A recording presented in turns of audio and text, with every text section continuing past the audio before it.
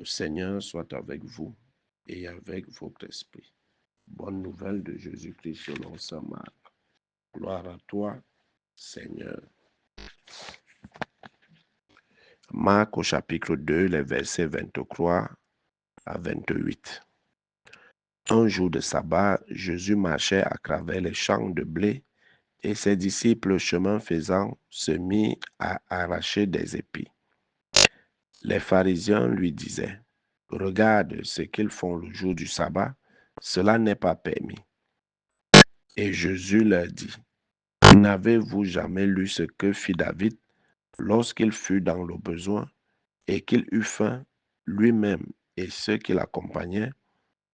Au temps du grand prêtre Abiatar, il entra dans la maison de Dieu et mangea les pains de l'offrande que nul n'a le droit de manger, sinon les prêtres, et il en donna aussi à ceux qui l'accompagnaient. Il leur disait encore, le sabbat a été fait pour l'homme, et non pas l'homme pour le sabbat. Voilà pourquoi le Fils de l'homme est maître même du sabbat. Acclamons la parole de Dieu. Louange à toi, Seigneur Jésus. Bien-aimés de Dieu, chers frères et sœurs en Christ, loué soit Jésus-Christ. Loué soit le saint nom de Jésus-Christ. Bien le bonjour à tout le monde.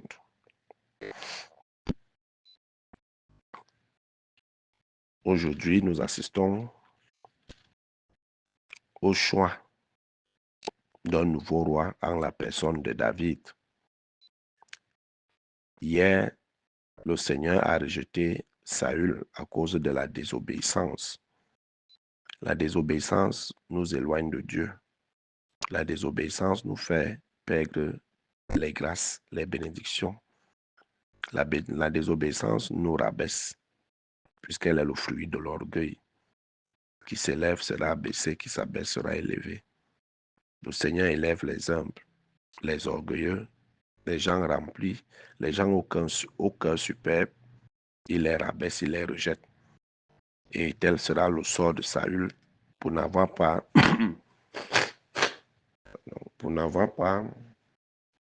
mis en pratique les recommandations du Seigneur, pour avoir désobéi à la parole de Dieu.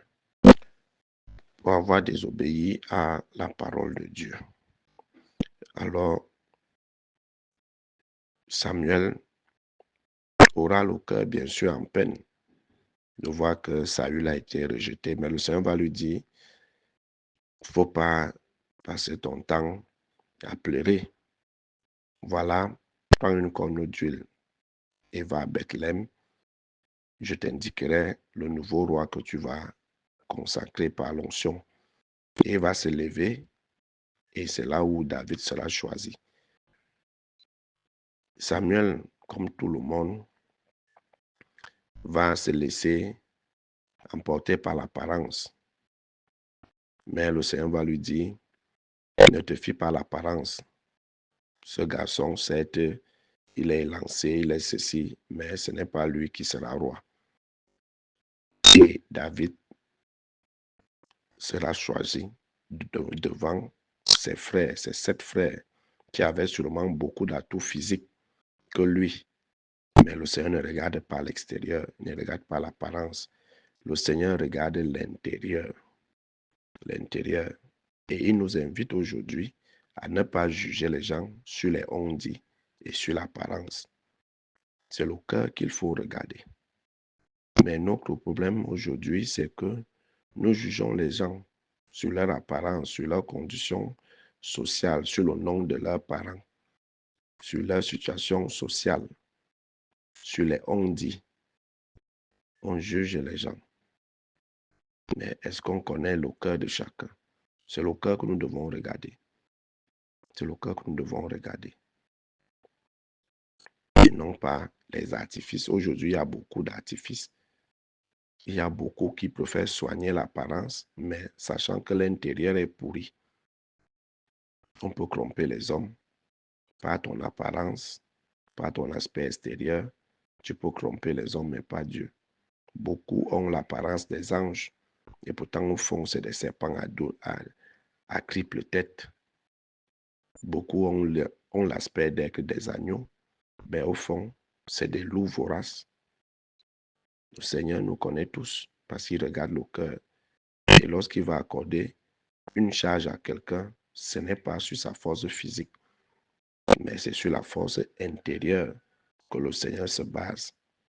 Mais aujourd'hui, les choix que nous portons, c'est toujours sur l'apparence, sur l'aspect physique, sur l'extérieur, sur les biens matériels, sur la position sociale de la personne que nous portons nos choix et non pas sur celui qui a la capacité intérieure d'assumer cette charge. C'est l'erreur que nous commettons aujourd'hui. Lorsqu'il faut pouvoir quelqu'un une charge, est-ce qu'il est riche? Est-ce qu'il est ceci? Est-ce qu'il est cela? Et les autres, les humbles de cœur, qui ont vraiment l'amour du service et tout, on ne les choisit pas parce que pour nous, ils sont pauvres matériellement. Ils sont issus d'une famille misérable ou pauvre. Et pourtant, c'est le cœur qui compte. Même dans nos églises, dans nos paroisses, dans nos communautés chrétiennes, nous allons voir que le choix des responsables des communautés, les responsables des mouvements, les responsables de ceci, les présidents des conseils, c'est toujours des gens nantis qu'on choisit. C'est toujours des gens nantis qu'on choisit. Mais l'intérieur n'est pas toujours ce qu'on pense. L'intérieur n'est pas toujours ce qu'on pense. C'est pour ça que beaucoup de dérives, non, c'est pour ça que nous assistons à beaucoup de dérives au sein de nos églises, au sein de la vie communautaire de nos églises, de nos paroisses, parce que c'est sur l'apparence qu'on choisit les gens, sur l'apparence qu'on apprécie les gens, et non pas le cœur.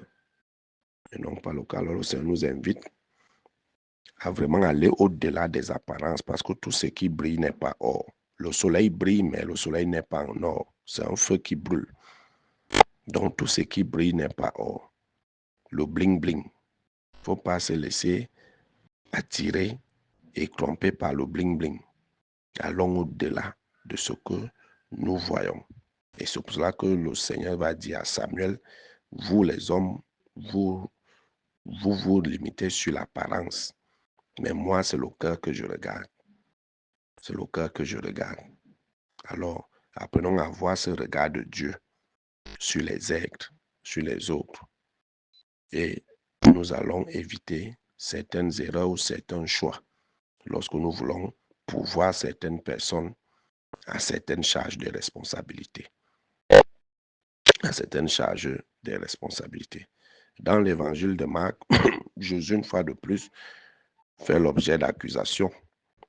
Vous savez, lorsqu'on veut insulter les parents indirectement, on traite leurs enfants de mal éduqués, de mal élevés. En fait, on s'attaque aux parents. On s'attaque aux parents indirectement. Alors, Jésus, hier déjà, on disait que pourquoi ses disciples ne jeûnent pas et pourtant les autres disciples de Jean et des pharisiens inscribent jeûnent. Aujourd'hui, c'est pourquoi le jour du sabbat, ils arrachent des épis. Chez Matthieu, je crois que c'est Matthieu et Luc, on dit qu'ils cueillaient des épis de blé. Mais Marc, lui, il va dire qu'ils arrachaient comme pour dire qu'ils se frayaient un chemin dans le champ de cuit. Donc pour passer, ils étaient obligés d'arracher les épis de blé. Ils étaient obligés d'arracher. Or, déjà, c'est interdit de détruire le champ de cuit pour frayer un passage. C'est interdit, la loi l'interdisait. Et de deux, c'est un jour de sabbat. Donc, ça veut dire qu'ils sont en train de travailler. Or, il est interdit toute activité physique le jour du sabbat. Et tout cela pour dire à Jésus que, mais tu es même quel genre de maître? Tu es même quel genre d'enseignant? Qu'est-ce que tu apprends même à tes disciples? Déjà, ils ne jeûnent pas. Et voilà que même le sabbat, ils ne respectent pas. Et c'est eux qui détruisent le champ des gens. Est-ce que c'est normal ce que tu apprends à tes disciples? Donc, c'est une façon de s'attaquer indirectement à Jésus. Mais Jésus va leur dire, est-ce que vous n'avez pas lu ce qui a été dit au sujet de David lorsqu'il eut faim, lui et ses disciples? Et c'est la période où justement Saül cherchait à le tuer. Parce que justement, étant dessus et que David était un nouveau roi, alors ils sont devenus ennemis. Alors dans sa fuite, il eut faim. Et il va se retrouver dans un temple où il y a à manger. mourir de faim ou se servir au temple où la nourriture était réservée aux prêtres seuls. Alors David va se servir, va manger et il va donner à ses compagnons qui l'accompagnaient. Mais pour les Juifs et autres, c'est un scandale parce que la nourriture était réservée seule aux prêtres. Et pour eux, le jour du sabbat, même si tu as faim, tu ne dois pas manger. Tu dois attendre le lendemain pour manger et si tu meurs entre-temps. Alors Jésus va dire, c'est pas le sabbat a été fait par l'homme et non pas l'homme pour le sabbat. Alors toute loi qui ne tient pas compte de la dignité humaine, toute loi qui ne tient pas compte de la vie n'est pas une loi. Parce que la loi est au service de l'homme et non pas le contraire. Ce n'est pas l'homme qui sert la loi, c'est la loi qui sert l'homme, c'est la loi qui protège l'homme et non pas l'homme qui protège la loi. Aujourd'hui, on utilise la loi lorsqu'elle sert nos intérêts. Lorsqu'elle sert nos intérêts, on utilise la loi pour opprimer, pour asservir les autres, pour nos intérêts personnels. La loi n'est plus utilisée pour sauver la vie. La loi n'est plus utilisée pour garantir la dignité, les dignités humaines, pour garantir la paix, pour garantir le vivre ensemble, mais plutôt pour écraser, pour tuer, pour asservir, pour maltraiter les autres. Et Jésus, il est maître du sabbat, comme il disait hier, qu'il est l'époux. Et quand on a l'époux, on ne jeûne plus. On ne peut pas aller à la fête et aller jeûner. Non. Alors, il est maître du sabbat. Juste pour nous dire que, en ce qui concerne le salut de l'âme, toutes les autres lois tombent. En ce qui concerne le salut de l'âme, et même dans notre droit civil, on dit il y a un délit de non-assistance à personne en danger qui conduit à l'amende et à une prison parce que tu refuses de venir en aide à quelqu'un qui est en danger, Alors Jésus va dire non. Lorsqu'il s'agit du salut de l'âme, toutes les autres lois tombent. Et le droit canonique de l'Église lui-même le dit, le dernier code du droit canonique le dit. En ce qui concerne le salut de l'âme, toutes les autres lois tombent. Donc, qu'est-ce qui est plus important? Observer le sabbat ou sauver la vie? Observer le sabbat ou faire le bien? Il n'y a pas un jour férié pour le bien. Il n'y a pas un jour férié où on ne doit pas faire le bien, où on ne doit pas sauver les vies, où on ne doit pas tenir compte des dignités humaines. Tous les jours de notre vie doivent être au service de l'amour, au service du bien, au service de la dignité, au service du salut des hommes. Donc, une loi qui est contre la vie, une loi qui est contre la dignité humaine, une loi qui ne tient pas compte de l'homme, n'est pas une loi. N'est pas une loi. Parce que la loi doit être animée par l'amour. L'essence d'une loi doit être l'amour. L'amour du prochain, le respect de l'autre, la dignité de l'autre. S'il manque ça dans nos lois, ce ne sont pas des lois, mais dommage et malheureusement que nos lois n'ont pas cette dimension-là du salut de l'homme. N'ont pas cette dimension, mais ce sont des lois qui tuent plutôt, qui avilissent l'homme et autres. Alors le Seigneur nous invite donc à être plus humains,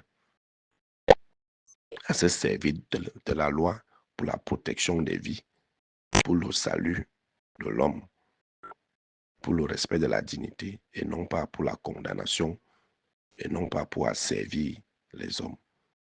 Et également, apprenons à ne pas juger les autres sur l'apparence ou à ne pas porter des choix sur l'apparence, mais regardons toujours l'intérieur des autres. Loué soit Jésus-Christ. À jamais.